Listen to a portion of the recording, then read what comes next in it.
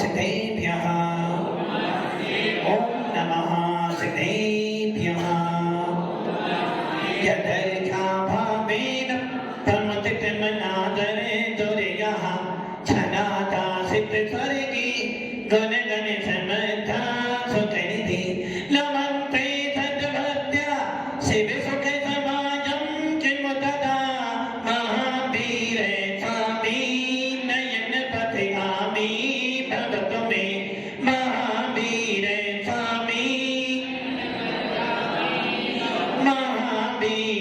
स्वामी नयन पथिगामी भवतु मे दुर्वाह पन्तनुनितं ज्ञान दर्शन नायिका चारित्रानं गंभीरा मोक्षे मार्ग दैतिका पंच प्रविष्टि भगवान की एक राधिनाथ भगवान की अंतिम सत्संगति भगवान महावीर स्वामी की आचार्य श्री कुंद भगवंत की आचार्य श्री विमल सागर जी महाराज की आचार्य गुरुदेव सनमती सागर जी महाराज की तीन कमलों करोमणि राजों की तथा जिनवाली माता की हरि परम पूज्य जीवित तपस्वी अध्यात्म श्री रसंदास गुरुदेव श्री सुंदर सागर जी महाराज की समस्त आचार्य संघ की भव्य आत्माओं पावन दिन है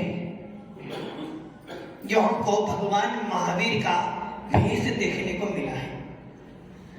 अंतिम तीर्थे भगवान महावीर जिन्होंने इस पंचम काल के लिए भी ऐसे ऐसे मुनिराज आपको दिए हैं जिनकी वाणी सुनने के बाद आत्मा का वेदन होता है। भगवान महावीर की समन परंपरा के अंदर अनेकों अनेक ऐसे आचार्य हुए हैं जिन्होंने अपने तप से, अपने ज्ञान से, अपने चारित्र से आज भी भगवान महावीर की साधना को दिखाया है। और ऐसे आचार्यों का भी नाम गिनते जाए तो दिन कम पड़ेंगे, नाम पूरे नहीं हो पाएंगे। भव्य आत्माओं, मैंने कल भी कहा था कि यदि तुझे मोक्ष मार्ग पे बढ़ना है, यदि तुझे अपनी आत्मा के अंदर भगवान देखना है, यदि तुझे अपनी आत्मा के अंदर भगवान बना प्रकट करना है, तो तेरे पास एक ही मार्ग है। जैसा कि अभी कहानी कह रहे थे ना, एक ध्यान रखना, दिगंबर साधु हर कोई बन नहीं पाता, और जब बनता है ना, उसका लक्ष्य क्या होना चाहिए? इस आत्मा के अंदर परमात्मा प्रकट हो जाए। और इस हेतु से ही हर दिगंबर साधु साधना करने के मार्ग पर आता है। और ये ध्यान रखना, पंच कल्याणक जो भी दीदी कह रही थी ना, शोभा किससे होती है?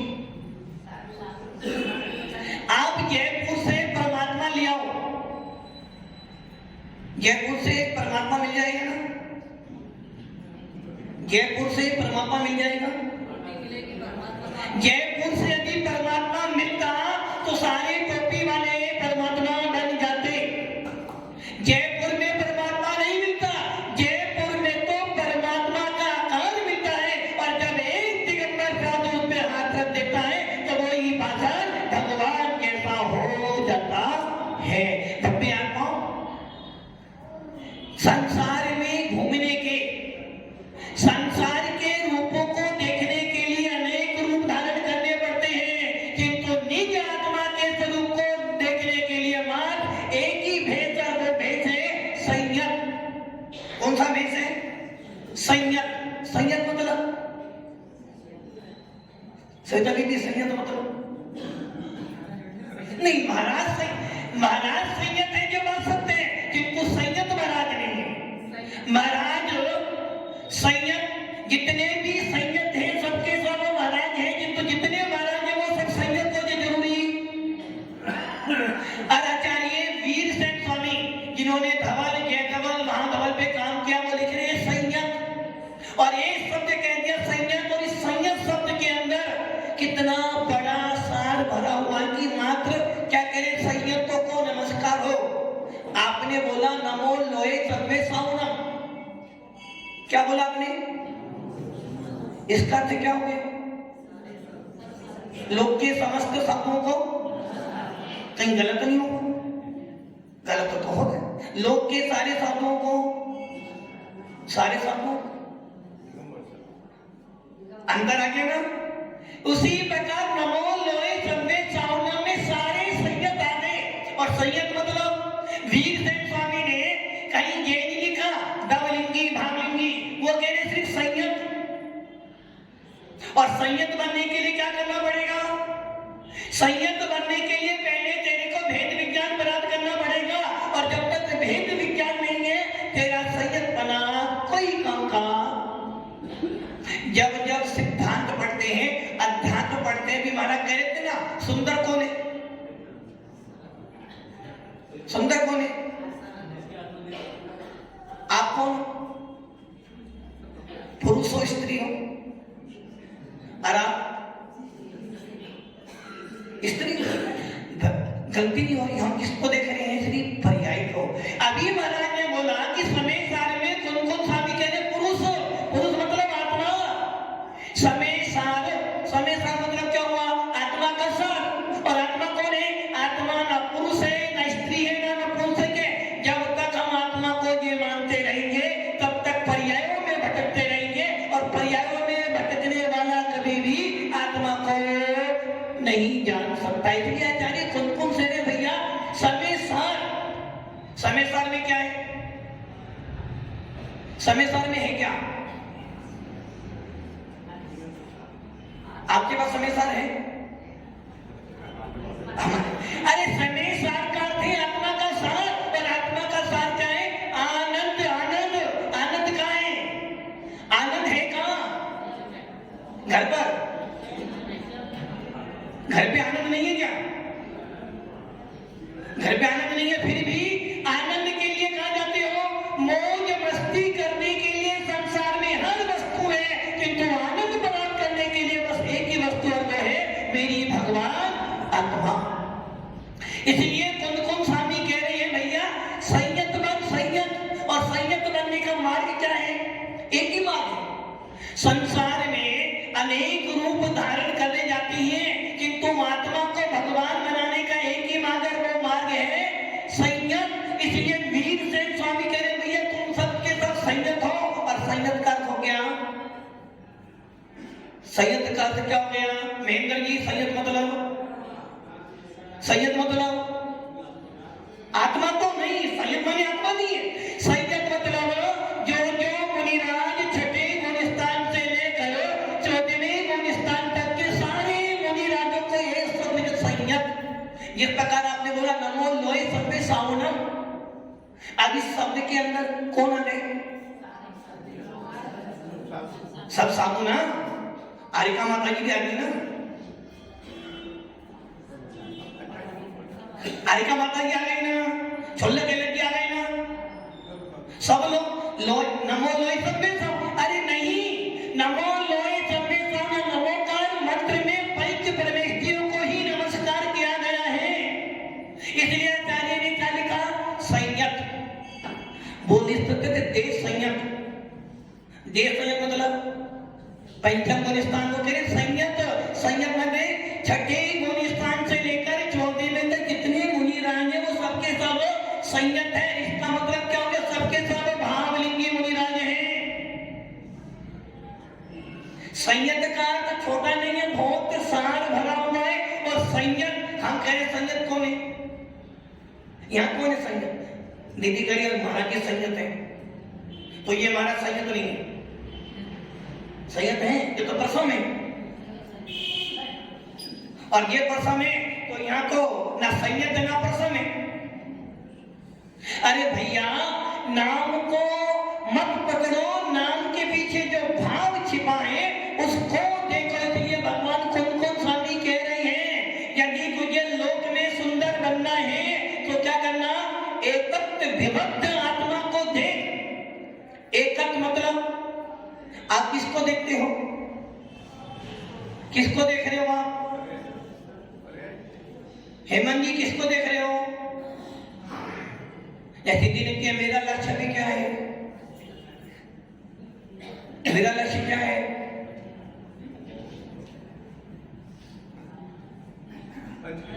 नहीं, दीदी का लक्ष्य पंचकलानक नहीं।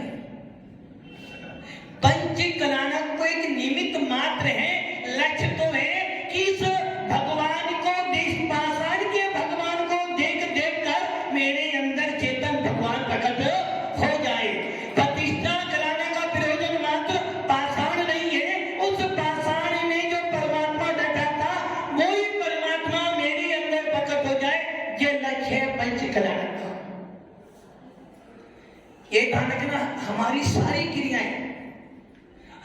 जैनों की सारी क्रियाएं सवेरे से लेकर रात तक होती है, किंतु क्रियाओं के पीछे लक्ष्य क्या होना चाहिए कि मेरी इस आत्मा के अंदर कहीं ना कहीं भगवान बना तो दिखे। इतनी भागदौड़ किस लिए हो रही है? भगवान बनने के लिए तो हो रही है। अरे भाई, इतने सारे साधुओं को जो तुम ले जाओगे, अभी दीदी करी ना, शोभा किससे? अच्छा ये मुझे बताओ, यदि पंच कल्याण के अंदर खाना पीना नहीं हो तो शोभा है? सबसे ज्यादा लफड़ा किसका हो रहा है? साधु संतों की व्यवस्था तो 1 मिनट में बन जाती है, किंतु आपकी व्यवस्था के लिए सारा साधन जमा करना पड़ता है। यदि पंच कल्याण में साधु बैठे और भोजन नहीं हो तो प्रतिष्ठा अच्छी नहीं हुई, चाय की अच्छी हुई, खाना तो था ही नहीं। और मान लो खाना भी रख दिया हो और आपका सम्मान ना किया जाए तो प्रतिष्ठा अच्छी हुई? दीदी ने हमें बुलाया तो था, पैसे तो दीदी ने हमसे लेने की, तो हमारा सम्मान ही नहीं किया। अरे भैया, प्रतिष्ठा आप किसके लिए आए हो? प्रतिष्ठा देखने आई हो या प्रतिष्ठा करने आए हो? महेंद्र जी, प्रतिष्ठा देखने आई हो, प्रतिष्ठा करने आई हो? हाँ, आपके लिए कह रहा हूं। आप प्रतिष्ठा कराने देखने गए हो, प्रतिष्ठित होने गए हो? गलत कह रहे हो आप लोग। जब जाते हो यही देखते हो, किसी को प्रयोजन नहीं कि भगवान में क्या संस्कार किया। आपको प्रयोजन होता है पंडाल से, प्रयोजन होता है खाने पीने से, प्रयोजन होता है फोटो से, प्रयोजन होता है सम्मान से, जबकि हमारा लक्ष्य ये नहीं है। साधु संत जब मंच पर बैठता है, वो ये नहीं देखता कौन आया कौन गया, वो क्या देखता क्यों आया है, भक्ति जी होना चाहिए। इसलिए प्रतिष्ठा का मूल लक्ष्य है भगवान।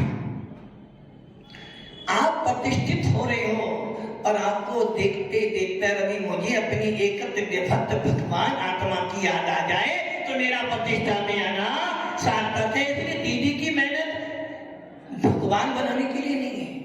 वो तो ये सोच रही है कि ये भगवान कैसे बनता है, एक बार देख तो लूं। क्योंकि जब मैं देखूंगा तभी तो, जब मैं सामने किसी हीरो को देखता हूं तो मेरे भाव कैसे बनते हैं? कैसे बनते हैं? हाँ, तुम्हारे भाव हीरो बनने की बनी। जब हम किसी हीरो को देखते हैं तो उस जैसा बनने का प्रयास करते रहते ही एक प्रतिष्ठा जो है, भले ही वो नकली है, असली तो नहीं है। भगवान भी नकली है, भगवान नकली है ना? नकली नहीं है, भगवान तो नकली है, पाषाणी तो है, भगवान तो नकली है। और यही कारण है प्रतिष्ठा में पंडाल भी किराए का है, माइक भी किराए का, भगवान भी नकली है। किंतु नकली भगवान को देखकर असली भगवान की याद आनी चाहिए, तब जाकर हमारा प्रतिष्ठा में जाना सार्थक है। हम धार्मिक अनुष्ठान क्यों करते हैं? कथाओं की मंदता के लिए। धार्मिक अनुष्ठानों का प्रयोजन होता है आत्मा में करने का। इसलिए तो आचार्य करें एकत्व मतलब सबके बीच में रहता हुआ भी। दीदी से पूछो, दीदी कौन कौन काम कर रहा है? महाराज की अकेली है, आपके पास भी 3 बार आना पड़ता है, समाज के बाद भी 4 बार जाना पड़ता है, उसके बाद सारा मुझे देखना पड़ता है। मैं अकेली ही हूँ। दीदी अकेली हो ना? भले सौदेंद्र आया है साथ में, लिट्टू वो कह रहे मैं तो सौदेंद्र हूँ, काम कौन करेगा? तुम्हें ही करेगा, मैं तो करूँगा ही नहीं। तो दीदी अकेली है ना? अब कौन स्वामी कह रहे हैं भैया एकत्व का अर्थ क्या है? अकेला। सारे साधनों के बीच में रहता हुआ भी अपने आप को जान, सातों तत्वों को जानते हुए भी अपने निज भगवान आत्मा को जान, इसका अर्थ एकत्व। और दूसरा था विभक्त। विभक्त मतलब किनसे अलग हुआ? किनसे अलग हो? किनसे अलग हो? किनसे? किनसे अलग हो? सभी से अलग हो, किंतु परिवार से अलग नहीं हो। दिन भर चिंता परिवार की, अपनी चिंता, सबकी चिंता कर करके इतने दुखी हो जाते हो कि अपनी चिंता करने का अवसर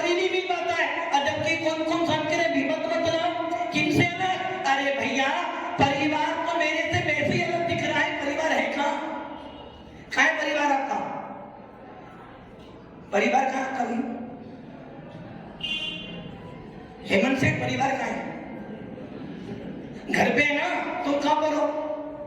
जब मेरे से परिवार को अलग दिखाई दे रहा है तो मेरे पास है कहां परिवार? विभक्त का मतलब है शरीर तो मेरे से अलग है ही, किंतु विभक्त का अर्थ है कि जो मेरी विवाह पद्धति बन रही है, जो मेरे राग देव के परिणाम बन रहे हैं, जो मेरी कसाई के परिणाम बन रहे हैं, वो मेरी आत्मा से।